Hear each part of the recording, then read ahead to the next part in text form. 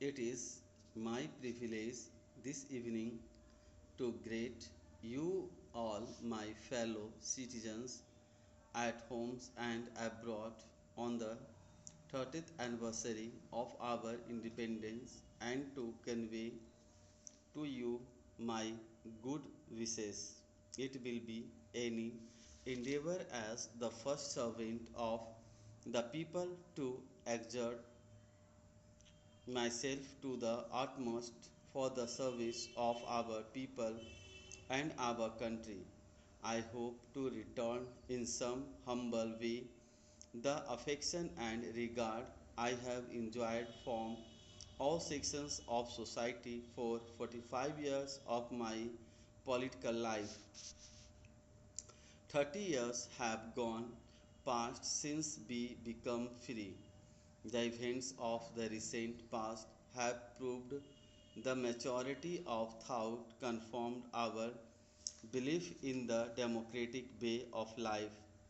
Today, we can hold our heads high as the world's largest democracy. This by itself is not enough, and if the democratic way of life is to last, we must look inwards and examine our thoughts and actions.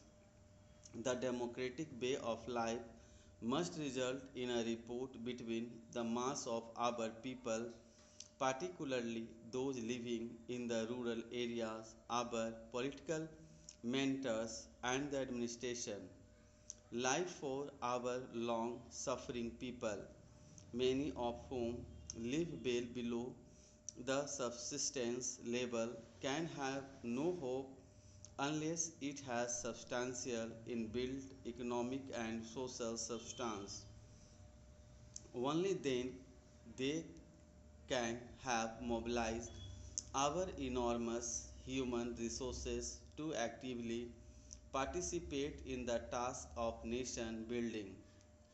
We have in these last 30 years experienced success and failures, happiness and sorrow.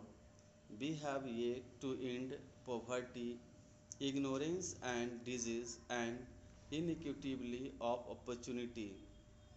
The ambition of the greatest man of our times, Mahatma Gandhi, was to wipe tears from every eye.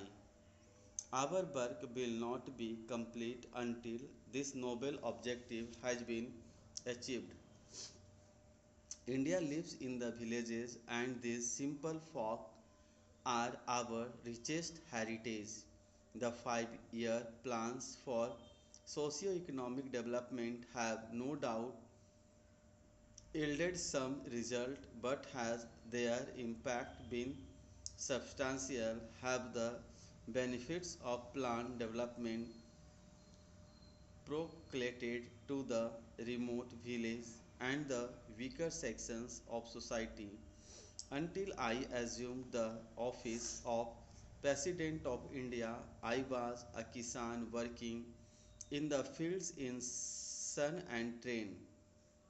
I know at first hand the difficulties which millions of our countrymen face even in obtaining the basic necessities of life, like drinking water, facilities for education and health.